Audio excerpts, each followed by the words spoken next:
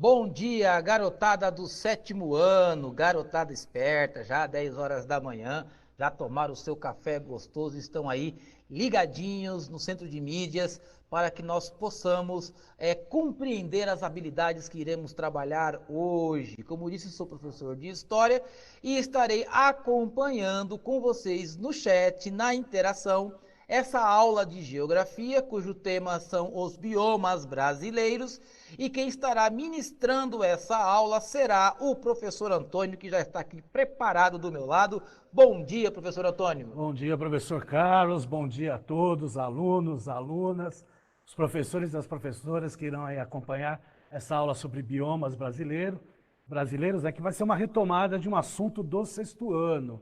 Então, para vocês já começarem a se adaptar esse ano aí, 2021, ao sétimo ano. Então, o que nós vamos trabalhar hoje, professor Carlos? Vamos lá, nós trabalharemos uma habilidade de transição, habilidade do sexto ano. São aquelas habilidades que proporcionam a transição dos temas, dos conteúdos, que fazem a ligação aí entre o sexto e o sétimo ano. Então, a habilidade que trabalharemos hoje na aula será esta que está na tela.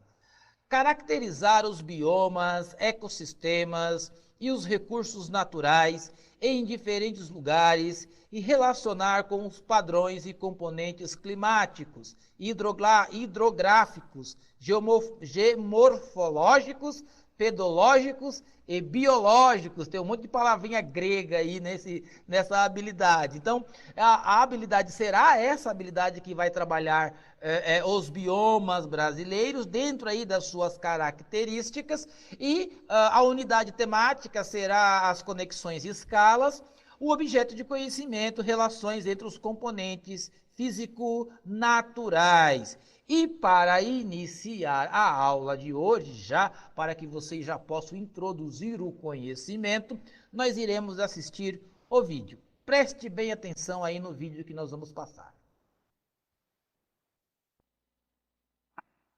Olha, e a nova base brasileira na Antártica, que deve ser inaugurada amanhã, vai permitir estudos ainda mais completos da biodiversidade única que existe por lá. Vamos ver. Na ilha de Rei Jorge, na Antártica, militares da Marinha fazem os últimos ajustes para a reinauguração da Estação Comandante Ferraz. O novo centro de pesquisa do Brasil tem 17 laboratórios e pode hospedar 64 pessoas. O governo federal investiu cerca de 100 milhões de dólares na reconstrução da estação. O projeto de engenharia da Comandante Ferraz foi desenvolvido para reduzir os impactos ambientais. 30% da energia consumida no centro de pesquisa vem de fontes renováveis, produzidas por placas solares e por uma mini usina eólica instalada no local. Outro detalhe que chama a atenção é que o calor que os geradores de energia emitem, ao invés de ser lançado para o ar, é canalizado para aquecer a usina. Toda a estação está sendo mantida a temperatura de 24 graus apenas com esse calor que antes seria desperdiçado, sem nenhum outro tipo de equipamento para produzir calor que consuma diesel. Luiz Rosa, que é professor de microbiologia da Universidade Federal de Minas Gerais, é um dos primeiros pesquisadores que vai utilizar as novas instalações da Estação Comandante Ferraz. Ele estuda fungos que são encontrados apenas no Polo Sul. A pesquisa pode ajudar no desenvolvimento de novos antibióticos que poderão ser usados para tratar doenças como dengue e chikungunya. Aqui a gente tem uma biodiversidade alta desses organismos, dos micro-organismos. E eles têm uma versatilidade metabólica, eles produzem várias substâncias. Então, como eles estão isolados geograficamente, a gente pode ter vias metabólicas únicas produzidas por esses organismos, que podem gerar novas substâncias, ainda não descritas, que podem ajudar no combate a essas enfermidades brasileiras. O Brasil faz parte de um seleto grupo de 29 países que possuem estações científicas aqui na Antártica. Esta presença é muito importante. Afinal, de acordo com o Tratado Antártico, somente a nação que desenvolver pesquisas aqui poderá definir o futuro do continente gelado. Aqui é a maior reserva de água doce do planeta. 70% da água doce está aqui. Aqui estão as maiores reservas do que você quiser, de petróleo, de gás natural, de ouro, de nióbio, do que você quiser está aqui na Antártica. Quantas Amazônias cabem na Antártica? Imagina que a Antártica são 14 milhões de quilômetros quadrados. Então existe um potencial enorme. E o Brasil é um dos poucos países, só 29 países, tem direito a decidir o destino desses 14 milhões de quilômetros quadrados. Por quê? Porque faz pesquisa.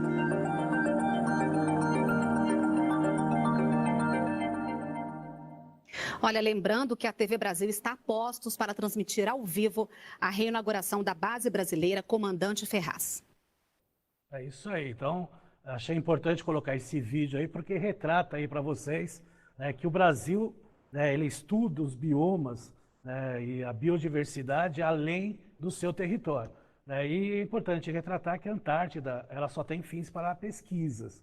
Né, não pode extrair nenhum minério, né, e não pode extrair nada de vegetação somente para pesquisa. E o Brasil tem esse benefício, lembrando que a base já foi inaugurada, né, ela teve um problema aí de incêndio anos atrás, né, e agora ela foi reinaugurada, o que é importante para o Brasil para tratar sobre esses assuntos de biodiversidade. E falando em biodiversidade, vamos ver aí o que é uma biodiversidade? Então acompanha aí na tela, né, e vamos ler juntos aí. Então, a biodiversidade é a diversidade de formas de vida da Terra, de todos os seres vivos que fazem parte de um ecossistema, de plantas e animais a micro-organismos. Segundo a definição da Convenção sobre Diversidade Biológica, biodiversidade significa a variabilidade de organismos vivos de todas as origens, compreendendo, dentre outros, os ecossistemas terrestres, marinhos e outros ecossistemas aquáticos, e os complexos ecológicos dos quais fazem parte. Compreende ainda a diversidade dentro de espécies, entre estas e de ecossistemas. O termo tem como sinônimo diversidade biológica. A biodiversidade contempla tanto a diversidade encontrada nos ecossistemas naturais, como naqueles com interferência humana ou antrópicos.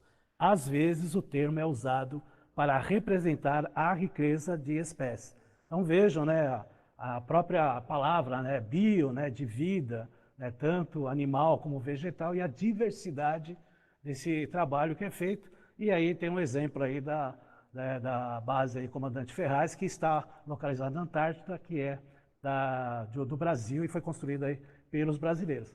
Vamos ver aí uma distribuição da biodiversidade no planeta? Então vamos acompanhar um mapa aí na tela. Aí. Então vejam que interessante. A gente tem lá na legenda a diversidade de espécies terrestres, de animais e vegetais. Então, quanto mais escuro for o verde, maior a quantidade de animais e vegetais e da sua diversidade. E aí a gente vê o Brasil, né, com essa relação aqui que aparece, né, nessa diversidade. Tá, então temos aí o Brasil, alguns países da América do Sul, por quê? Porque nós temos a região amazônica nesses países que fazem fronteira com o Brasil. Tá, então nós temos, né, a região também da Oceania, né, a Índia aparece também com destaque. Então, quanto mais escuro aparece no mapa, maior essa relação de biodiversidade, né, que nós temos aí no planeta. Né? Então, alguns países, principalmente do hemisfério sul, ainda tem uma grande quantidade de biodiversidade, né, no território deles. Já o hemisfério norte já tem mais claro pela, né, o grande povoamento que temos aí nessa região, tá claro? Então, é importante colocar esse mapa aí para vocês terem essa relação aí. Então, vamos ver aí, ele citou aí da questão do ecossistema, né, que está envolvido aí na biodiversidade, tem uma relação direta aí com os biomas, e mais para frente aí a gente vai ver aí os biomas brasileiros, né? Então, vamos ver aí o que é o ecossistema. Então, vamos lá, acompanha aí na tela. O que é o ecossistema? É um sistema formado pelos seres vivos e um lugar onde eles vivem em perfeito equilíbrio.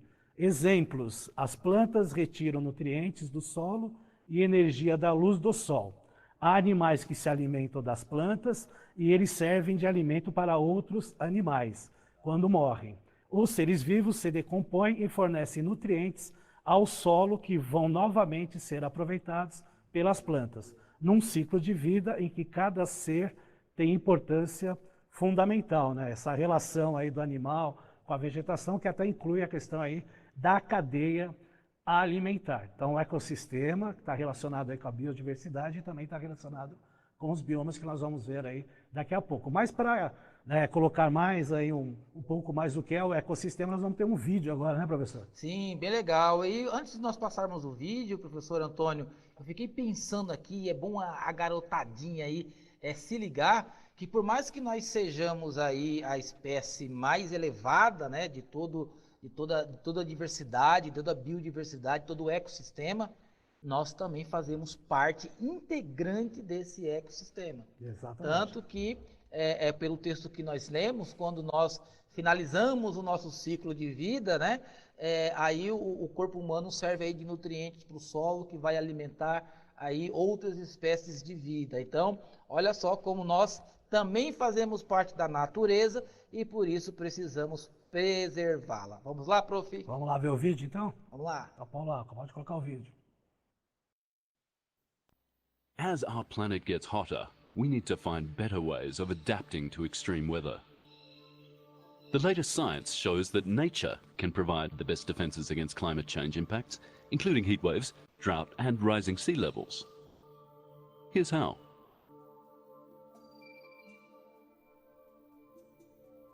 As the ice caps melt, sea levels are rising. Many major cities are already threatened by flooding and erosion. Now, we can try to fight this with expensive projects like building seawalls, but there's often a more holistic and cheaper solution. Nature.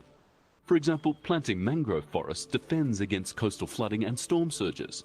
Mangroves weaken the strength of the waves, which stops the shoreline from crumbling into the sea. Coral reefs also provide flood defenses by breaking big waves and absorbing their energy before they hit the shore. It's predicted there will be more and more heat waves in the years to come. In fact, it's already happening. But we have a major problem in the way we try to keep cool. Our air conditioning systems use tons of fossil fuels, which only makes the problem worse. While our houses stay cool, the planet doesn't. But again, nature has an answer. Bringing nature into cities can help keep the temperature down. Trees release water through their leaves, just like we cool down by sweating. And urban lakes and rivers also help keep temperatures low. And by using nature, we get extra benefits. Green spaces filter toxic air pollution. They can be used for recreation and they're beautiful.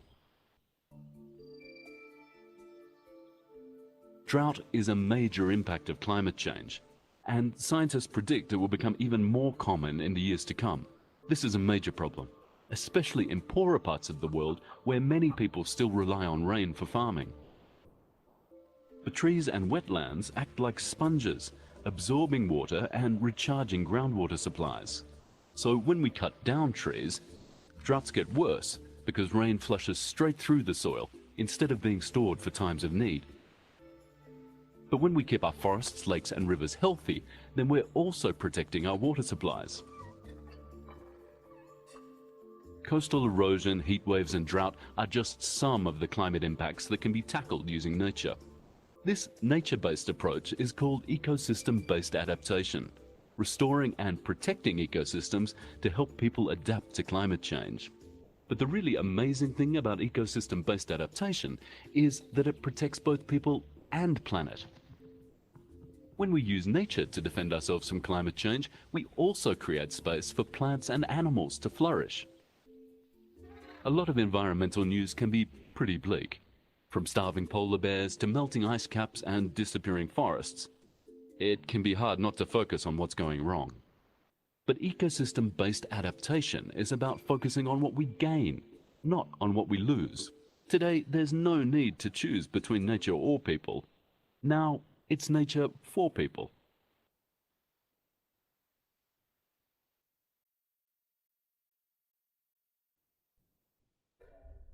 Bom, aí vocês viram aí o vídeo, né, falando sobre a questão do ecossistema, tudo nessa relação entre os problemas das mudanças climáticas que estão ocorrendo aí no planeta, né, sendo um processo natural ou não, né, e as questões aí, né, do meio ambiente em si. Agora nós vamos entrar aí na relação da habilidade, que são os biomas, né? Então, vamos ver aí na tela, acompanhar o que são os biomas, tá? Então, o que é um bioma? Então, vamos lá. O bioma, ele vou colocar aí na tela, por gentileza, o que é um bioma? Isso. Bioma é um conjunto de vida vegetal e animal constituído pelo agrupamento de tipos de vegetação que são próximos e que podem ser identificados em nível regional, com condições de geologia e clima semelhantes. Historicamente, sofreram os mesmos processos de formação da paisagem, resultando em uma diversidade de flora e fauna própria. Então, nós temos Nessa relação do bioma, né, nós temos a questão principal, é a vegetação. Tanto é que o nome dos biomas tem os nomes aí das vegetações que nós temos nas regiões aí do Brasil e do mundo. Né? Mas também tem a questão aí do relevo, tem a questão do clima, que acaba, né, sendo fatores que diretamente acabam interferindo nesse processo. Então vamos ver aí o mapa aí, até uma atividade agora, né? Sim, nós temos Esqueci uma da atividade. nós temos uma atividade. Preste atenção aí na atividade que nós vamos colocar na tela. Relacione a coluna da esquerda à da direita. Olha só, como é 7º ano, nós vamos aí dar um tempinho a mais para que vocês possam aí ler com calma e com a ajuda dos professores, vocês realizarem aí a relação entre a coluna da esquerda e da direita, ok? 3 minutinhos para fazer a atividade, dedinho no teclado, leia devagar e responda aí. 3 minutos, já voltamos.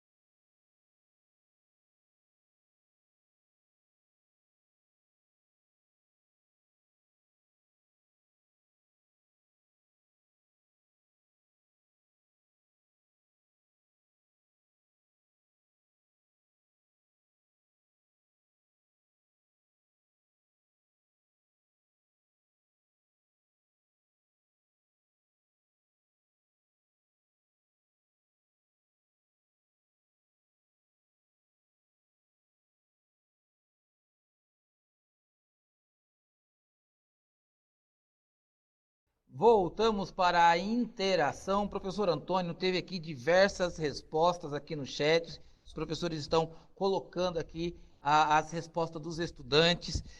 Devido ao tempo, eu não vou ler aqui as respostas, porque aí nós vamos gastar um pouquinho de tempo a mais, mas já vamos passar aí para a correção da atividade. A aula vai ficar disponível no repositório e depois, com calma, os professores poderão está ajudando os estudantes a ampliar aí os seus conhecimentos acerca desse tema. Vamos lá, prof, fazer a correção? Isso, pode colocar aí na tela aí as respostas, né? E depois vocês vão ter no repositório, se quiser pode printar, né? Então, o 1 é o C, o 2 é o B de bola, o 3 é o E, o 4 é o A e o 5 o D de dado. Então, para quem acertou aí, tá de parabéns. Para quem não acertou todas aí, faz aí uma revisão. mas é importante aí essa relação aí dessa atividade aí, que como o professor Carlos falou, vai estar no repositório. Agora nós vamos ver o mapa do Brasil com os biomas separados, tá? E a sequência, nós estaremos falando aí sobre os biomas, tá? Então o primeiro mapa aí é os biomas brasileiros, né? Aí com as suas cores, e o maior de todos, em destaque, né?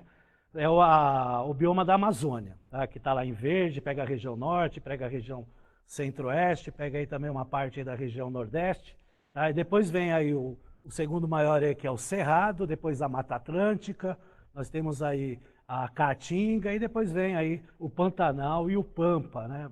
Lembrando que essas áreas em vermelho são as áreas desmatadas dos biomas, tá? Para vocês entenderem aí. Então a gente percebeu aí que temos aí 6 tipos de biomas, né, com características aí próprias e as faixas de transição entre esses biomas aí, tudo bem? Aí nas próximas nós vamos ver aí as características de cada bioma aí rapidinho para vocês terem aí na tela. Então vamos para o primeiro aí, que é o bioma da Amazônia. Vamos lá. Então a Amazônia, como a gente viu, né, com o seu destaque, a sua extensão, pega aí 49% do território brasileiro, que equivale aí a 1/3 das reservas de florestas tropicais úmidas, né? Lembrando que a floresta amazônica é considerada a maior floresta do mundo, né? Contém 20% de disponibilidade mundial de água e grandes reservas minerais. Inclusive tem um dos principais aquíferos do Brasil e do mundo nessa região, tá certo? A gente observa que tem uma grande quantidade de flora, mais de 13 mil espécies, né? E quase 3 mil são endêmicas, né? Aquelas que são do próprio local. A mesma coisa os animais, né? São milhares aí de espécies, né? E algumas aí são endêmicas, né? Como aves e anfíbios que são da própria região. Na próxima tela a gente vai ver da Mata Atlântica. Tá? A Mata Atlântica aí ocupa 13% do território brasileiro, tá? Ela se localiza principalmente na região litorânea, então de todos os biomas é o mais povoado do Brasil, né? Apenas 27% de sua cobertura florestal original ainda está preservada. E a gente observa aí que de flora tem mais espécies do que a própria floresta amazônica, sendo que mais de 10 mil são espécies endêmicas da floresta e da Mata Atlântica. Né? Temos aí os animais, né? Em característica aí, os mamíferos, com 55 espécies endêmicas das 270 que nós temos no Brasil e na Mata Atlântica. A próxima é o Cerrado, aí, como eu falei, aí, a maior do Brasil. Tá? Então ele ocupa aí aproximadamente 24% do território brasileiro, né? Até a década de 50 do século XX, né? Os cerrados mantiveram quase inalterados, né? E a partir aí da década de 1960, principalmente na agricultura, né? E a transferência da capital federal do Rio de Janeiro para Brasília, né? Houve aí as rodovias e aí a cobertura vegetal natural deu lugar à pecuária e à agricultura intensiva, principalmente a soja. E a gente vê aí uma grande quantidade também de flora, mais de 12 mil espécies, sendo mais de 7 mil endêmicas, né? E a fauna, né, com a característica aí dos mamíferos, que das 252 espécies, 18 são espécies endêmicas, tá certo? A próxima vai ser a Caatinga, né, considerada aí a mais seca aí de todos os biomas. Ele ocupa uma área de 10% do território nacional, está localizada aí no semiárido nordestino, né, com uma faixa aí de transição na região aí também do sudeste. Tem uma grande variedade de paisagens, né? Tem o desmatamento, tem as queimadas, como é comum aí em todos os biomas, tá? E tem 36% aí da região aí já foram alterados aí pela ação antrópica. A gente vê que tem aí espécies menores de flora, né? Um pouco mais de 5 mil, sendo que 1.547 são endêmicas. E os animais também numa menor quantidade em relação aos outros biomas, né? Dando aí uma ênfase nos mamíferos, que de 148, 10 são endêmicos. A próxima que a gente vai ver aí é o Pampa. O Pampa aí tem 2% do território nacional, está localizado lá na região sul do Brasil, né? Tem uma cobertura vegetal, né, mais assim de gramíneas, de gramados, né? Porque tem uma época que é muito frio na região, né? Tem a ocupação de atividades agrícolas e da pecuária, até pela característica da vegetação, e tem, né, uma menor quantidade de flora e fauna no Brasil, tá certo? Aí tem o exemplo aí do sapinho de barriga vermelha, olha que interessante. E a última aí nós temos o Pantanal, que é o bioma aí mais úmido assim, em relação ao território, 2% do território nacional.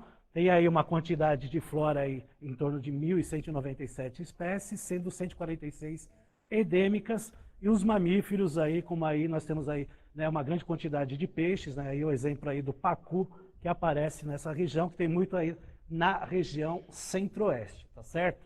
Para finalizar a aula, né, nós vamos mostrar aí o Saiba Mais, para vocês fazerem uma pesquisa aí no folder sobre os biomas brasileiros, né, print a tela, ou a aula vai estar lá no repositório para vocês estarem pesquisando. Perfeito, pessoal? Então foi um prazer imenso estar com vocês aí. Na semana que vem a gente vai falar de biomas mundiais aí, que vai dar mais ênfase nessa aula aí. Um abraço. Obrigado aí, professor Carlos. Bem legal a aula, bem interessante. Avalie a aula no final e até a próxima aula. Continue estudando. Tchau, pessoal. Tchau.